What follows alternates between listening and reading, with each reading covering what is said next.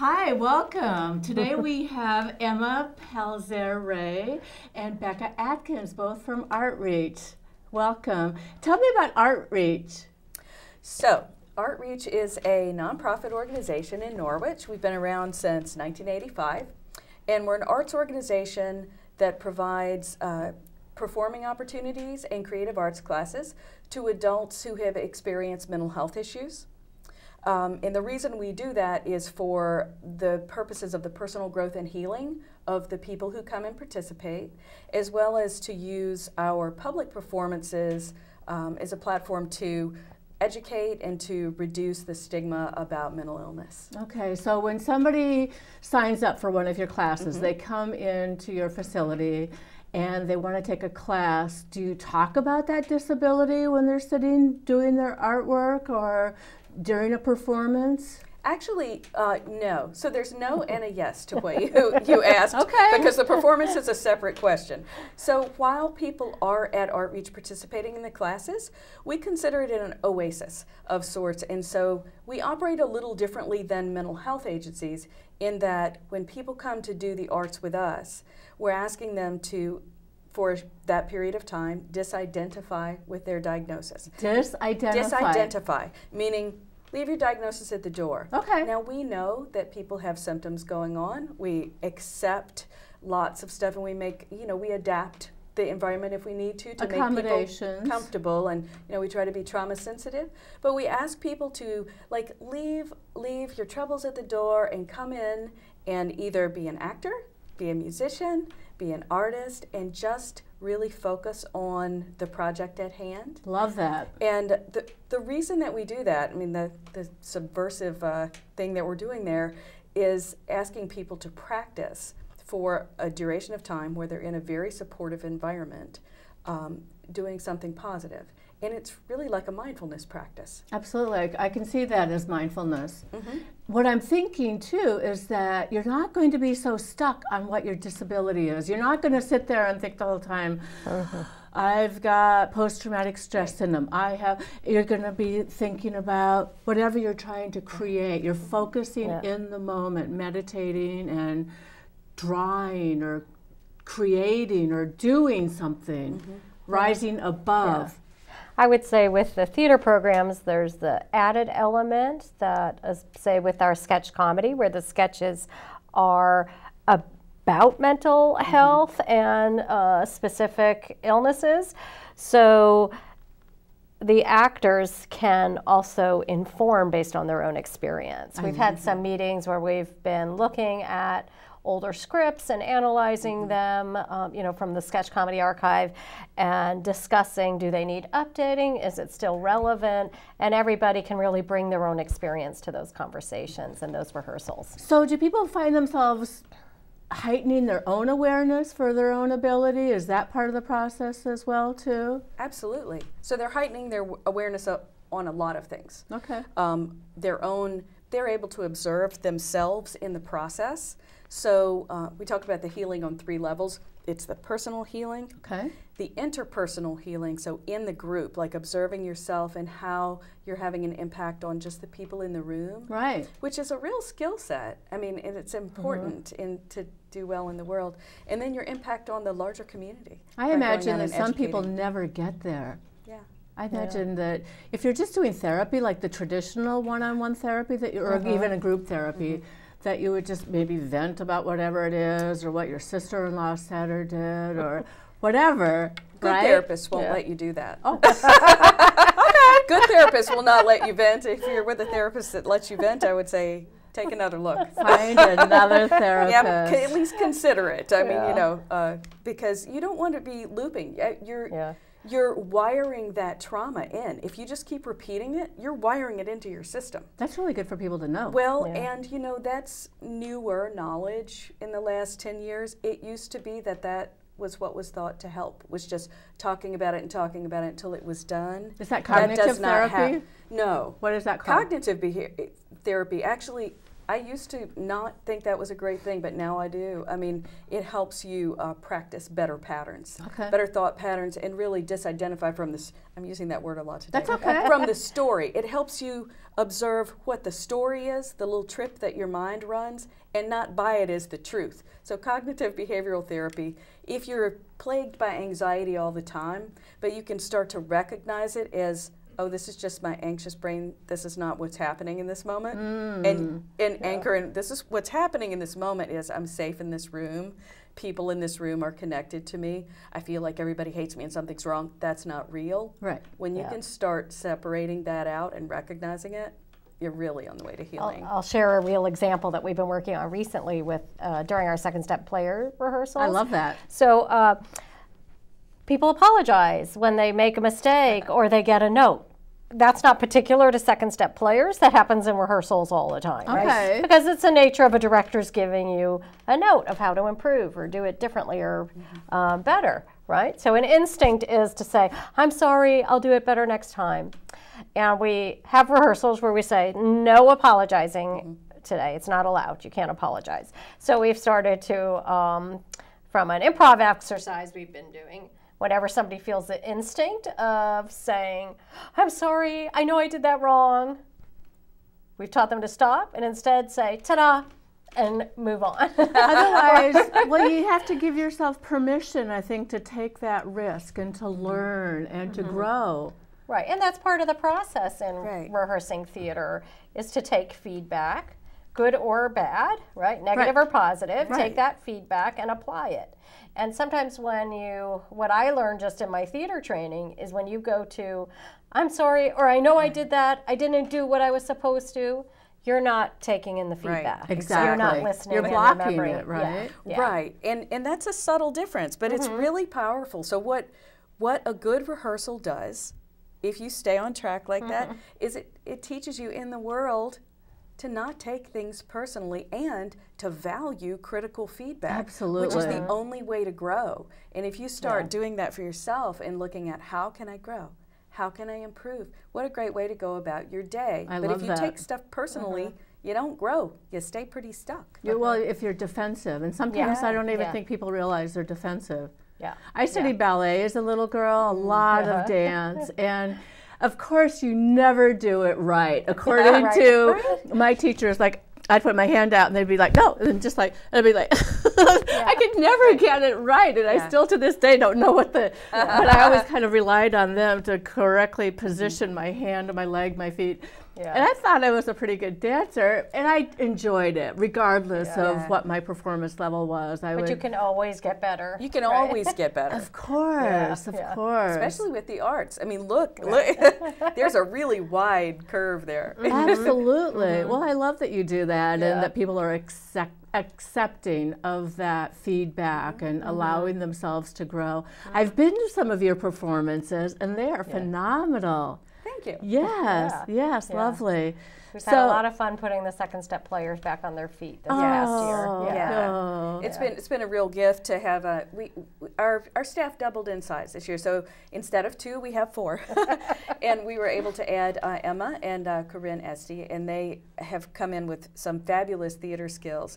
So for a while, we've been a little bit limited in focusing on stand-up comedy, which is a great tool. We're glad we have that, but the sketch comedy requires more of our bandwidth to put together. You know, we've got rehearsals with lots of people, and because we provide transportation for our program members to everything we do, it really takes a lot of time just to do one single rehearsal. And we do lots of rehearsals, longer than you might do in a community production for a show.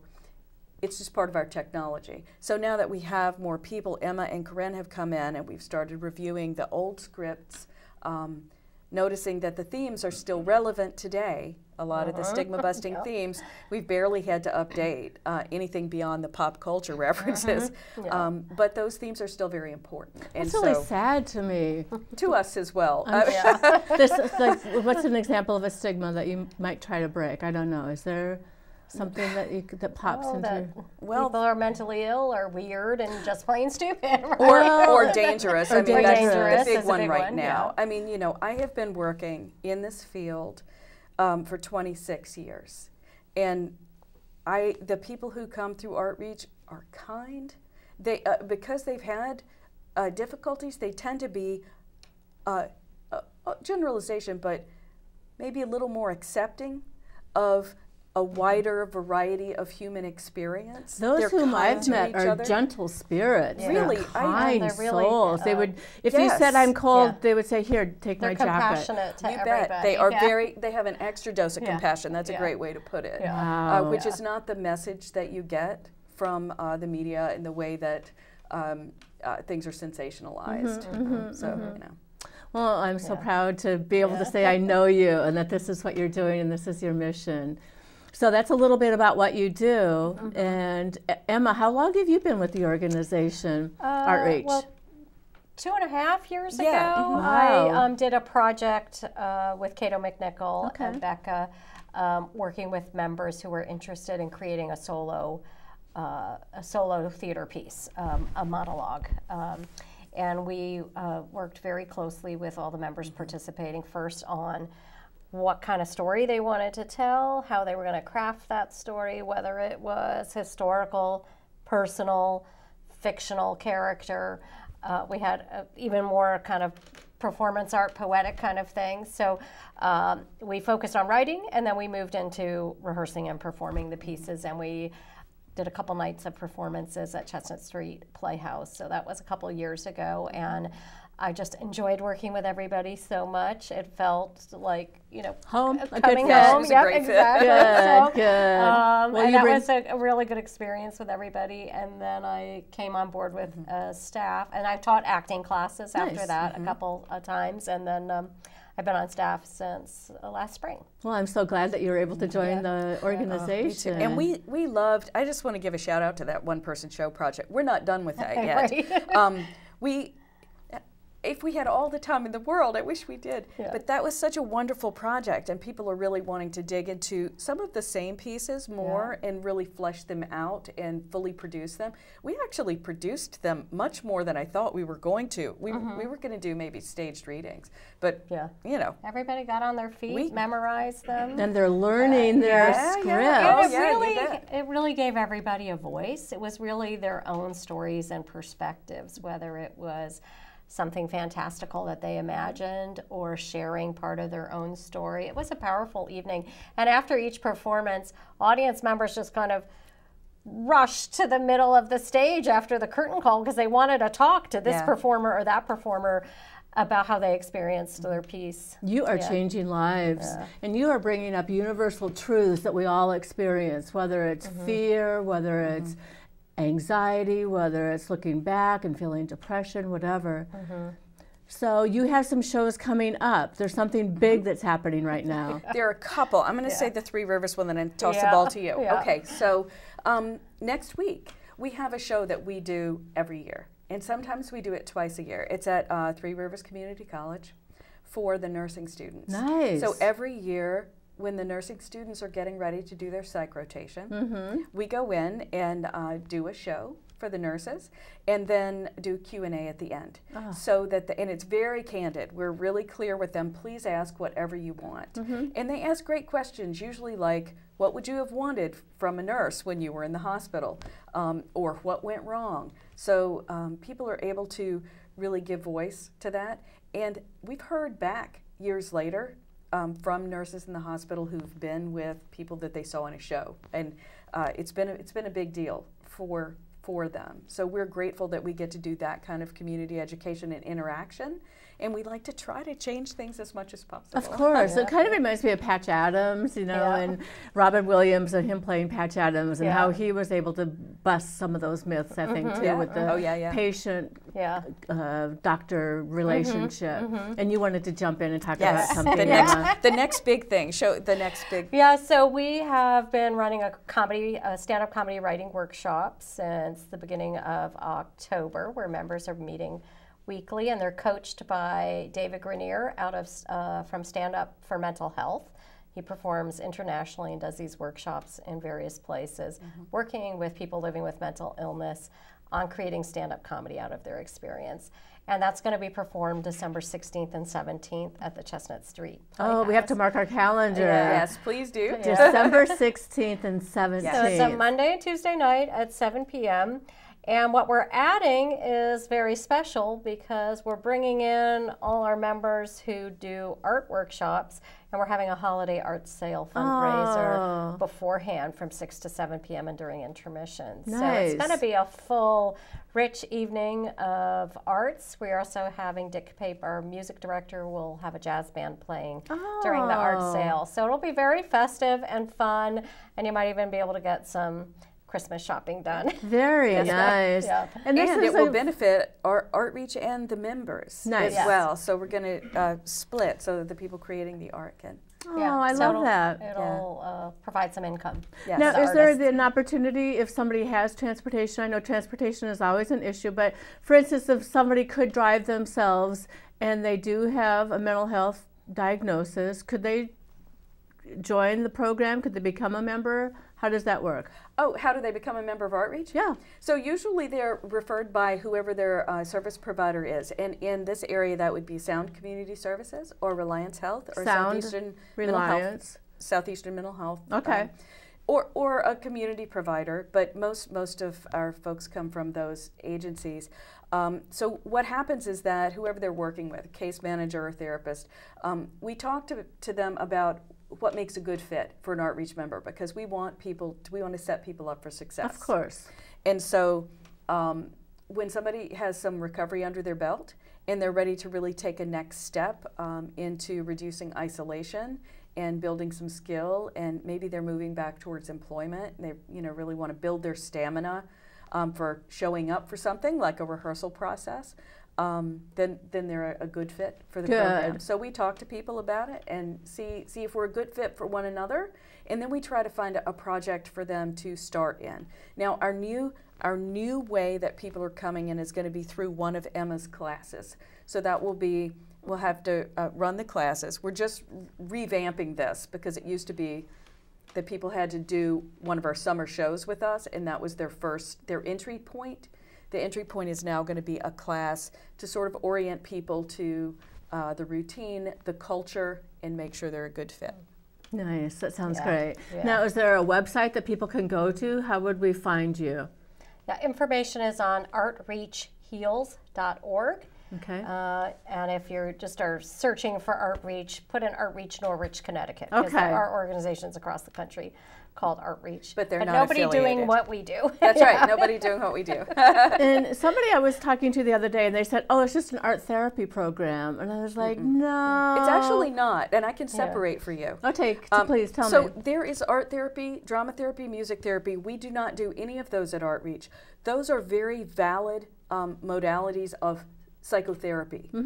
That's not what we're doing. What we're doing is the arts for healing, but we're not processing issues. So as I said, people leave their diagnosis at the door. If they were doing art therapy, they would be doing art about an issue they were trying to process. Got it. We actually don't do that because, frankly, I don't want to wire somebody's trauma to their art. I want to wire their health to their art. I love that. So they're both good, but they're very separate approaches. So. Yeah. So like in rehearsal, it's really kind of about providing some normalcy, and this is a real life, especially working with Corinne and I now. We're coming with professional theater experience. Yes. We present a rehearsal room as it would be and say, here's the practices we're going to do. We're going to warm up. We're going to warm up our bodies, warm up our voice. These are the expectations, and we're setting that kind of real life experience and leaving everything else at the door. There's no excuses for this is, and yet at the same time, we understand where people are coming from and that somebody may be having a bad day. Of course. Or somebody's having a good day. And we just accept that and care for each other in that space, but we don't make a big deal about it, right? Right. You know, it's not what we end up talking about. That's not our focus. Our focus is on the task at hand, and we have a pretty high bar. And the thing is, if you set the bar high and it's something people want to do, and then you provide the support to help them reach the bar, they're gonna. And it works. That's just, I love that. You guys are just doing amazing things. We talk about raising the bar. You attended this show at the Hartford Fringe Festival. I did, the first ever Hartford and that Fringe was Festival, phenomenal. Which was a big, we were preparing people. This is what a Fringe Festival is. This is what it's going to be like. We got to get to the theater. We have 15 minutes to unload everything, get the stage set up. We perform. We got to get out of there. There'll be an audience of people who, some might know us, others will have no idea where we're coming from. It's it was on a real theater with sets and lighting, and it was really a fun experience and a good amount of challenge for everybody. Yes. Well, I think it is a challenge. Yeah. I think anytime you get up on stage and start performing and doing what you want to do, you maybe get gun shy or whatever the expression might be, stage fright, and you shy away and you're not able to do that. I have to tell you, I did come to that show, brought my family. My daughter lives in New York and my son-in-law, and they loved it. Oh, good. Good. Yes, they loved it. And they see shows on Broadway, off-Broadway. They're in New York, so they see some of the best that there is. And they thought, this was good. They laughed out loud, and they loved the script. So whatever you're doing, keep doing. So thank you for that. Thank you. I think sometimes people do assume that because we're focused on the healing, that we're not focused on the artistic quality, and that's not so. We're actually equally focused on that. So we don't expect somebody to be a professional actor, but we absolutely still focus on the quality of that show, and I'm proud of the quality as well as the process. You should be. You should be really proud. Do you find, as the director, Emma, I'm curious about this, do you find that the Artreach members are different than general population that you've tried to direct or coach? I've said this to Becca. I was like, if you've worked with actors at all, and I'm an actor myself, so, if you've worked with actors at all, it's no different, because actors all bring their own agenda, idiosyncrasies, and their ego, own learning right? styles, Yes. their own things that they're self-conscious about to any rehearsal room. And, it's about creating that safe space, whether it's the professional rehearsal process, Artreach, community theater, right? You really want to create a safe space where people feel safe to explore whatever material they're working on. I would think that the members might actually be better. Not so, I agree. Not so hung up on I'm the prima donna or whatever. Well, they've had a lot of practice in really managing their ego in a very Zen fashion. A lot of people have worked with us for a lot of years, and we've deliberately done things like forced people to share roles so people don't get attached to this is my part and I'm doing it, or have a divitude thing where they're going to go off and warm up by themselves and not with the group. We've had a lot of practice in we are a team, we are doing this together. The improv skill of you make your partner look as good as possible. So really we're trying to work on an equal playing field. And that trickles down to everybody loads up the van, everybody unloads the van. We work together. We have a meal together after the show. Nice. If that's, the type of day it is. So you develop a community. Looking out for each other, making sure everybody got back to the car. Of everybody course. knows where we are. So it's very much an ensemble. And not at all. There's no room for ego. Anywhere. And you've gotten some awards for this kind of work, I would imagine. Recently. Tell us. Becca's really been recognized. Oh, what's going on, Becca? This has been a great year. It started about this time last year with an award from the Norwich NAACP. Nice. And then Connecticut Office of the Arts named me a Connecticut Arts Hero. Yeah. This is all for work with second step players, so I feel like it's all shared with the whole group. Absolutely. And then most recently, two organizations, Keep the Promise and CHRO, Connecticut Human Rights, have given us awards for using the media for social change, considering live theater media. And it's just very exciting to have that recognized, and my group is very proud of it. You should be. Exciting. I know everybody's happy to follow in your footsteps. And so we just have a few minutes left. What else would we want people to know about your program, or how do we get the word out, and how could we support you? Because you are a 501c3, but we are. Certainly have a different niche, and of course we can go online to donate, but how else can we help you? What else do you need? I do need to say quickly that it's not just theater. We haven't talked about the music program because we didn't have a lot of time. But we also have a music program that runs year round. We have a jazz group that plays at art shows. We do art shows in the community. So there are lots of different Artreach projects that you might run into. Music, art, theater. And theater would be second step players or the stand-up comedy. Okay. But we also have a recreation program. Nice. Corinne that's focusing now on arts and culture, taking people out to community events to reduce isolation, but also to help people really know how to be in the public art spaces and be role models for other people. Yeah. And we've even had some members who, one member in particular who's auditioned for community theater or even Lantern Light Tours last year. Oh, and wonderful. So it's a nice outing for everybody to be able to go and see a fellow member performing in a non-Artreach activity. Of That's course. really fun. Yeah. Wow. Yeah. Nice. Yeah. Very nice. Yeah. So, and mostly people can come see the shows in December and support our holiday art sale. Absolutely. Which might be followed. We are finding a location for a bizarre bazaar a couple days before Christmas where we'll sell some additional stuff from the holiday art sale as a fundraiser. Yep. Oh, good, good.